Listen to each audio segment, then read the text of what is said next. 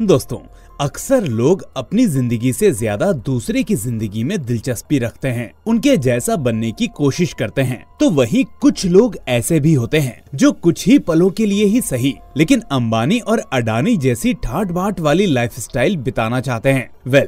हमारी आज की कहानी भी एक ऐसे ही शख्स के बारे में है जो अपनी लाइफ से इतना तंग आ जाता है कि वो एक अमीर शख्स के कुछ पलों को चुराकर जीना चाहता है। इस दिलचस्प मूवी का नाम है लक की, जो कि एक साउथ कोरियन मूवी है जिसकी IMDb रेटिंग है 6.9। दोस्तों, कहानी शुरू करने से पहले आपको बता दें कि आप सबकी लाखों गुजारिशों पर आखिरकार हमने एक नया सीरीज चैनल शुरू कर दिया है, जहां एक से बढ़कर एक धमाकेदार सीरीज आपको देखने को मिलेंगी। इनमें से कुछ सीरीज तो ऐसी होंगी जो सिर्फ रिलीज हुई होंगी और कुछ का नाम तो आपने कभी सुना भी नहीं होगा। तो बिना देरी किए हमारे चैनल को लगे हाथों सब्सक्राइब जरूर कर लें। नोटिफिकेशन लिंक आपको डिस्क्रिप्शन में मिल जाएगा। तो चलिए शुरू करते हैं आज की एक्सप्लेनेशन। तो दोस्तों, मूवी की शुरुआत चोई नाम के हत्यारे से होती है, जो एक पेशे से किलर होता है, यानी वो इंसान जिसके लिए पैसों के बदले जान लेना बेहद आम बात है।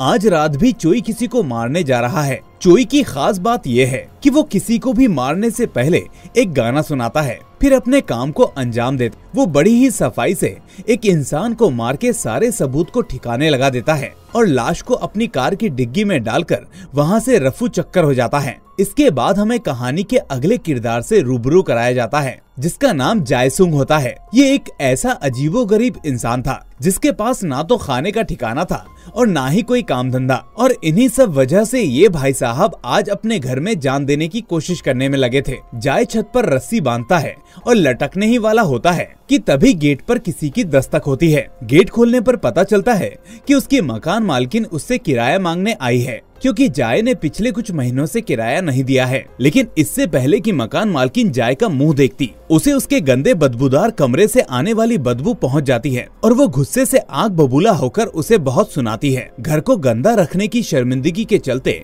जाय किसी तरह अपनी मकान मालकिन से जान छुड़ाकर वापस कमरे में आ जाता है और फैसला करता है कि पहले वो घर को साफ करेगा, फिर नहा धोकर तैयार होगा और तब कहीं जाकर जान देगा। दरअसल दोस्तों, बात कुछ ऐसी है कि ये भाई साहब जो आपके सामने आत्महत्या करने के लिए उतारू हैं, असल में वो एक एक्टर बनना चाहता है, लेकिन उसे एक्टिंग का ए भी नहीं आता, जिसकी वजह से उसे दर दर की ठोकरें खानी पड़ रही है और कोई भी उसे काम देने को तैयार नहीं है। घर की साफ सफाई करने के बाद जाई पब्लिक बाथरूम में नहाने के लिए निकल जाता है। वहाँ उसे चोई हाथ धोते हुए दिखाई देता है। तभी उसकी नजर चोई की महंगी घड़ी पर पड़ती है, जिसे देखकर जाई समझ जाता है कि यकीनन ये बहुत अमीर आदमी है और वो उसके जितना अमीर होने के सपने सजाने लगता है। लेकिन ऐसा लगता है कि भगवान ने आज उसकी सुन ली थी, और जैसे ही चोई नहाने के लिए जाता है, वो साबुन के ऊपर पैर रखने की वजह से फिसलकर वहीं सर के बल गिर जाता है और बेहोश हो जाता है। मौका पाते ही जाई अपने लॉकर की चाबी को चोई की लॉकर की चाबी के साथ बदल देता है और चोई के लॉकर में रखा हुआ सारा सामान निकाल लेता है, जिसके बाद वो अपने मरने का प्लान थोड़े दिनों के लिए कैंसिल कर देता है, क्योंकि अब उसे ये पता लगाना था कि आखिर अमीर लोग रहते कैसे हैं। सबसे पहले जाई अपने मकान मालकिन के पास जाता है और अपने पैसे का धौंस दिखाकर अब तक उसका सारा किराया छुट्टा कर देता है, और तो और अगले कुछ महीनों का किराया एडवांस भी दे देता है। कुछ देर के बाद चलते चलते जाई को उसके कपड़ों के अंदर एक लग्जरी कार की चाबी मिल जाती है। उसके बाद तो मानो जाई की खुशी का ठिकाना ही नहीं था। वो उस कार को ड्राइव करके सबसे पहले अपनी दोस्त से मिलने जाता है, जो कि बेहद खूबसूरत थी, और जाई उसे काफी पसंद भी किया करता है। लेकिन दोस्तों, जरूरी नहीं कि हर इंसान के नसीब में प्यार हो, और शायद कुछ ऐसा ही जाई के साथ भी था। उसकी दोस्त उसे बताती है कि अगले महीने उसकी शादी है, जिसे सुनने के बाद तो जाई का दिल टूट ही जाता है और उसे एहसास होता है कि अब वो अपनी जिंदगी में क्या ही करे। जिस लड़की से वो प्यार करता था वो तो रही नहीं, इससे तो अच्छा है कि वो ये सारी चीजें चोई को वापस कर दे। जाई चोई का सारा सामान इकट्ठा करके उसे अस्पताल में देने जाता है, लेकिन जैसे ही वो अपने सामान को चोई के सामान के साथ बदलने की कोशिश करता है, तभी चोई को होश आ जाता है और वो जाई से कहता है कि मुझे बताया गया है कि मेरा नाम जायसुंग है, और क्या तुम मुझसे मिलने आए हो? क्या तुम मुझे बता सकते हो कि मैं कौन हूँ? मुझे कुछ भी याद नहीं है, मेरी याददाश्त तो चली गई है। इतना सुनने के बाद जाई उससे कुछ भी नहीं कहता बस उसे नमस्कार करता है और बिना सच बताए वहाँ से चला जाता है। कुछ दिनों बाद जब हॉस्पिटल वाले चोई को डिस्चार्ज करते हैं तो चोई अपना वॉलेट देखता है। चोई के पास इतने पैसे भी नहीं होते कि वो अपना इलाज का बिल भी भर सके। तभी उसके पास लीना नाम की लड़की आती है। ये वही ड्राइवर होती है जो पब्लिक बाथरूम में चोई को हॉस्पिटल तक लेकर आई थी। वो चोई का हालचाल पूछने लगती है। तभी चोई उससे अपना हॉस्पिटल का बिल भरने के लिए कुछ पैसे उधार मांगता है और लीना उसे वो पैसे दे भी देती है। चोई लीना से कहता है कि मेरे घर चलो, वहाँ से मैं आपको आपके पैसे दे दूंगा। अगले सीन में हमें देखने को मिलता है कि लीना और चोई उसकी सर्विस कार में बैठकर चोई के घर जाते हैं। फिर लीना चोई से पूछती है कि तुम्हारी उम्र कितनी है, तो चोई उसके हाथ में रखे हुए डॉक्यूमेंट्स को देखता है और बोलता है कि इनके हिसाब से मेरी उम्र 32 साल है। तभी लीना बोलती है, अरे वाह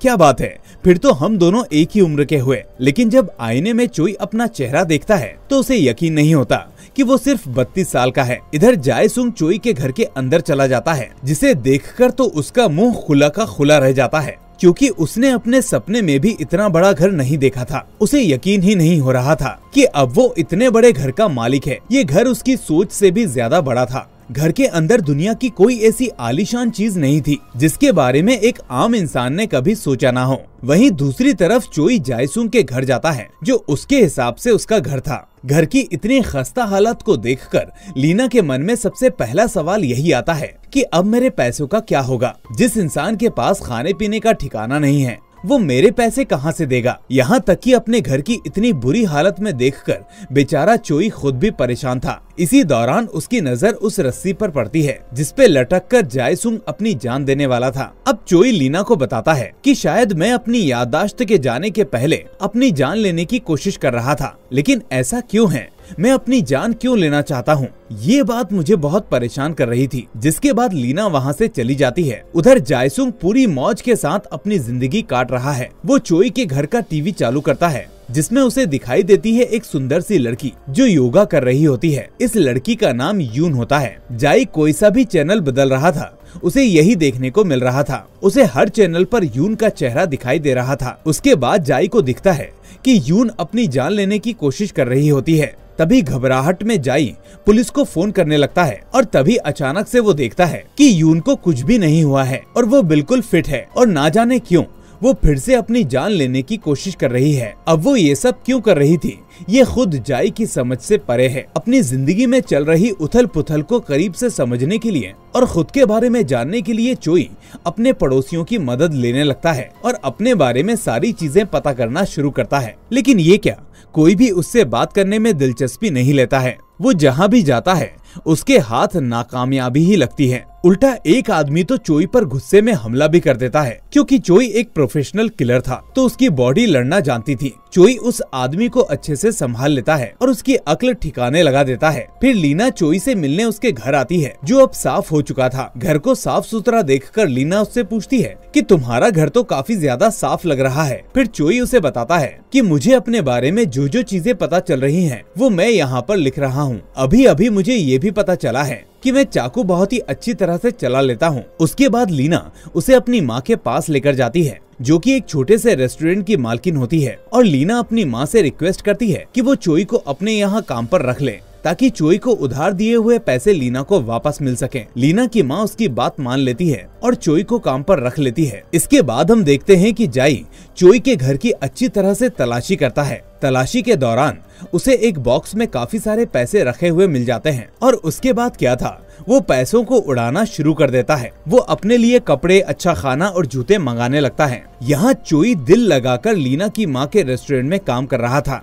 अपनी पुरानी जिंदगी की सभी यादों को भूलकर वो बस दिल लगाकर काम करने में लगा था, जिसकी वजह से बहुत ही थोड़े वक्त में उसके हाथ का बना हुआ खाना काफी ज्यादा फेमस हो गया और चोई की वजह से रेस्टोरेंट में पूरे दिन भारी भीड़ जमा रहती है। वो अब रेस्टोरेंट का हेड बन चुका है। वहीं जायसुंग पैसा मिलने के बाद चोई के घर की एक एक चीज तलाशने लगता है, हर एक कोने को खंगालता है, जहां उसे मालूम चलता है कि चोई के घर के अंदर एक खुफिया कमरा भी है। उसके बाद जब वो उस कमरे में अंदर दाखिल होता है तो देखता है कि इस रूम के अंदर नकली आईडी, नकली पासपोर्ट और काफी सारे हथियार और दीवार के ऊपर कुछ नोट्स हैं और यून की पिक्चर्स लगी हुई होती हैं। ये सब देखकर जाई को ऐसा लगता है कि चोई कोई अंडरकवर एजेंट है जिसको यून की हिफाजत के लिए रखा गया है, क्योंकि अब चोई तो इस मिशन को अंजाम दे नहीं सकता। तो ये काम जाई ने अपने नाजुक कंधों पर ले लिया। इधर जब चोई घर के कैलेंडर को ठीक कर रहा होता है तो उसे मालूम चलता है कि 24 तारीख को उसे एक लोकेशन पर जाना होता है। चोई को ऐसा लगता है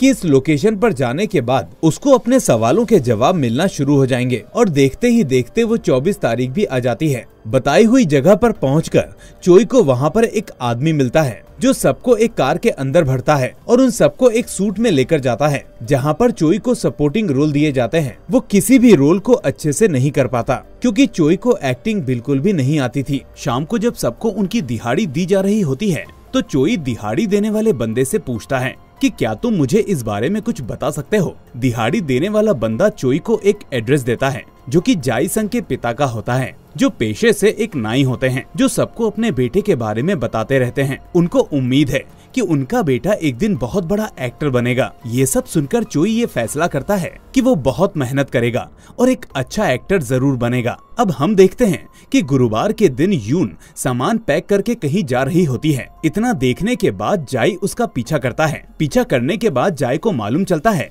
कि वो किसी से मिलने जा रही है और जिससे मिलने वो गई है वो वहाँ पर आया ही नहीं है। फिर यून सोचती है कि शायद उसे अगले गुरुवार आना चाहिए। अब हम चोई की तरफ की कहानी देखते हैं कि किस तरह वो नॉवेल्स पढ़ रहा है, फिटनेस पर ध्यान दे रहा है, एक्सरसाइज कर रहा है ताकि वो एक दिन बेहतर एक्टर बन सके। तभी किस्मत से एक एक्शन सीन का मौका चोई के हाथ लगता है और इस मौके का वो पूरा फायदा उठाता है, जिसके बाद डायरेक्टर उससे खुश हो जाता है और उसे हीरो के राइट हैंड का काम दे देता है। बस फिर क्या था, उस दिन के बाद से चोई कभी भी पीछे मुड़कर नहीं देखता और धीरे धीरे इंडस्ट्री में काफी पॉपुलर हो जाता है और अब हर कोई उसे जानने लगता है। अब उसे फिल्मों में सोलो एक्शन रोल भी मिलने लगते हैं। लेकिन उसकी लाइफ की सबसे बड़ी दिक्कत ये थी कि उसे रोमांस करना बिल्कुल भी नहीं आता था। रियल लाइफ तो छोड़िए, रियल लाइफ में भी उसका रोमांस से दूर दूर तक कोई वास्ता नहीं था। अपनी इस दिक्कत से बाहर निकलने के लिए वो लीना की मदद लेता है और उसे अपनी प्रॉब्लम्स बताता है, जिसके बाद वो उसे किस करना सिखा देती है। अब एक्शन के साथ साथ चोई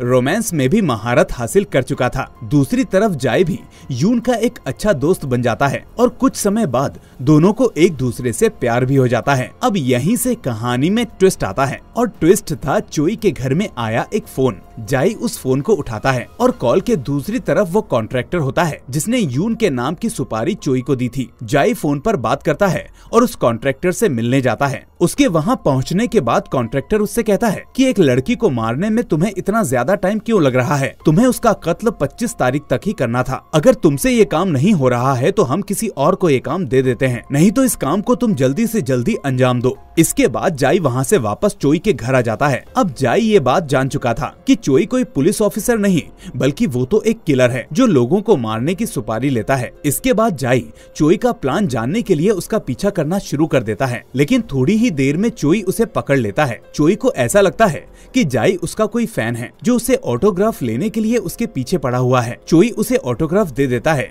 जिसके बाद जाई वहाँ से चला जाता है। अब हमें देखने को मिलता है कि चोई एक रोमांटिक सीन शूट करने की कोशिश कर रहा है, लेकिन उससे वो हो नहीं पा रहा है, जिसकी वजह से इस सीन को कल के लिए पोस्टपोन कर दिया जाता है। अपनी इस परेशानी को वो दोबारा लीना को बताता है और बोलता है कि मैंने कभी रोमांस किया ही नहीं, तो मुझे इसका कोई एक्सपीरियंस नहीं है। इसके बाद वो लीना से इसके लिए मदद मांगता है तो लीना उसे किस करना सिखा देती है और अगले दिन चोई इतना अच्छा शॉट देता है कि डायरेक्टर कट बोलना ही भूल जाता है। इधर यून फिर से उसी लोकेशन पर किसी का इंतजार कर रही होती है और तभी वहाँ पर जाई आता है और उसे बताता है कि तुम जिसका वेट कर रही हो वो अब नहीं आने वाला है, बल्कि मैं तो ये बोलूंगा कि तुम उसे देखते ही भाग जाना, वही तुम्हारे लिए बेहतर रहेगा क्योंकि वो तुम्हारी जान लेने वाला है। इसके बाद जाई बोलता है कि मैं एक अंडरकवर एजेंट हूँ और अब से मैं तुम्हारी हिफाजत की जिम्मेदारी लेता हूँ। इधर चोई लीना के काफी करीब आ गया था और उसके परिवार के साथ छुट्टियों पर घूमने जाता है। वो उनके साथ काफी खुश था। ये पल उसकी लाइफ का सबसे यादगार लम्हा रहने वाला था। सभी लोग खुशी खुशी वापस आ रहे होते हैं कि तभी कार में वही गाना सुनाई देता है जिसे वो किसी को कत्ल करने से पहले सुनाया करता था। ये गाना सुनकर अचानक चोई की याददाश्त वापस आ जाती है और सबसे पहले वो अपने घर जाता है। वहाँ वो सीसीटीवी कैमरा में देखता है कि यून और जाई साथ साथ में घूमने जा रहे थे। इसके बाद उसे ये मालूम चलता है कि अब सिर्फ यून ही नहीं, जाई की जान को भी खतरा है। वो यून और जाई के पास जाता है और जाई को थोड़ा बहुत पीटने के बाद वो यून को सारी बात समझा देता है कि अब उन दोनों की ही लाइफ काफी ज्यादा खतरे में है, इसलिए बेहतर यही होगा कि वो ये देश छोड़कर चले जाएं। जिसके बाद चोई अपने काम का खुलासा करते हुए उन्हें बताता है कि हाँ, ये सच है कि मैं एक सुपारी किलर हूँ, लेकिन एक सच ये भी है कि मैंने आज तक किसी को भी नहीं मारा, बल्कि मुझे जिसकी सुपारी मिलती है मैं उस इंसान से समझौता कर लेता हूँ और उसकी फेक डेथ प्लान कर देता हूँ, जिससे कॉन्ट्रैक्टर को यकीन हो जाता है कि वो बंदा मर चुका है और मुझे मेरे पैसे मिल जाते हैं और सामने वाले इंसान की जान भी नहीं जाती। इसके बाद वो पैसों को आपस में बांट लेते हैं। यून के साथ भी चोई ऐसा ही कुछ करने वाला था, इसलिए वो सीसीटीवी से उसके ऊपर नजर रख रहा था और यून भी रोज अपने आप को मारने की प्रैक्टिस इसीलिए कर रही थी। लेकिन चोई की याददाश्त जाने के बाद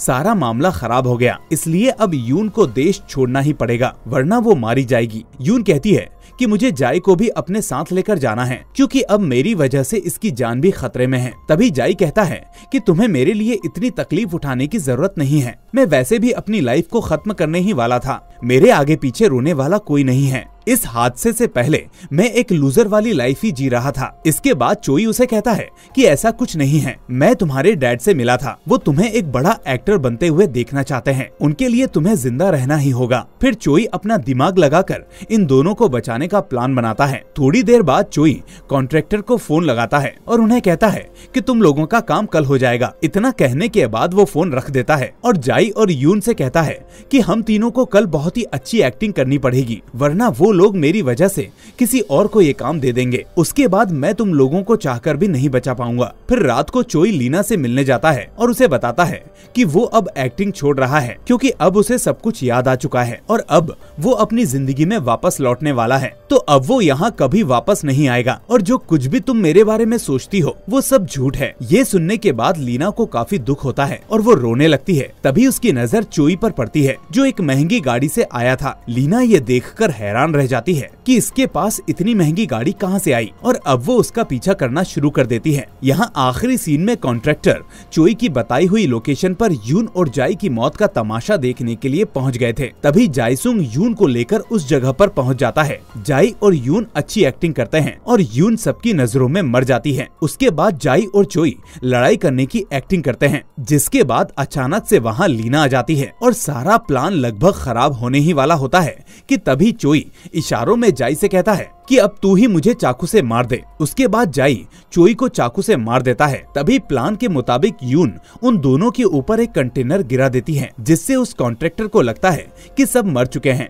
इसके बाद जब वो उन सभी की मौत की पुष्टि करने के लिए वहाँ जाता है तो जाईसुंग अंदर से नकली खून बहा देता है और यून भी मरने की अच्छी एक्टिंग कर रही होती है और ये सब देखकर उन्हें मौत का ये झूठा खेल सच लगने लगता है। कॉन्ट्रैक्टर के वहाँ से वापस जाने के बाद यून कंटेनर को वहाँ से हटा देती है। सब जिंदा और सही सलामत थे। चोई उठता है और फिर लीना को कार में सारी बातें समझा देता है और ये भी बता देता है कि उसकी उम्र 32 की नहीं बल्कि 45 साल की है। ये सुनकर लीना अपना सर पकड़ लेती है, क्योंकि वो एक ऐसे इंसान से अब प्यार करने लगी है जो उससे 13 साल बड़ा है। तभी लीना को याद आता है कि चोई की मूवी का आज आखिरी शूट है, जिसके बाद वो उसे सेट पर लेकर जाती है, जहां चोई अपना फाइनल शूट करता है और शूटिंग के दरमियान स्क्रिप्ट को छोड़कर वो लीना की आंखों में आंखें डालकर अपने दिल की बात बोलने लगता है। लीना उन प्यार भरे लफ्जों को सुनकर शर्मा जाती है और उसे हाँ बोल देती है। अब हम देखते हैं कि चोई अपना पूरा कामधाम छोड़कर लीना के परिवार के साथ ही रहना शुरू कर देता है और एक्टिंग को ही अपना प्रोफेशन बना लेता है। इधर जाई भी बहुत मेहनत करता है और एक्टिंग सीख जाता है और फिर दोनों को एक ही मूवी में करण अर्जुन की तरह काम मिल जाता है और ये वही मूवी है जिसे आप देख रहे हैं। तो दोस्तों, आज के लिए बस इतना ही। अगर आपको ये वीडियो पसंद आई है तो वीडियो को लाइक करके अपने दोस्तों के साथ शेयर करना ना भूलें और अगर आगे ऐसे ही मजेदार वीडियोस को देखना चाहते हैं तो हमारे चैनल को सब्सक्राइब करके नोटिफिकेशन बेल को भी दबाना ना भूलें। अब मैं मिलूंगा आपसे अगली ऐसी ही शानदार वीडियो के साथ। Till then, take care and thanks for watching.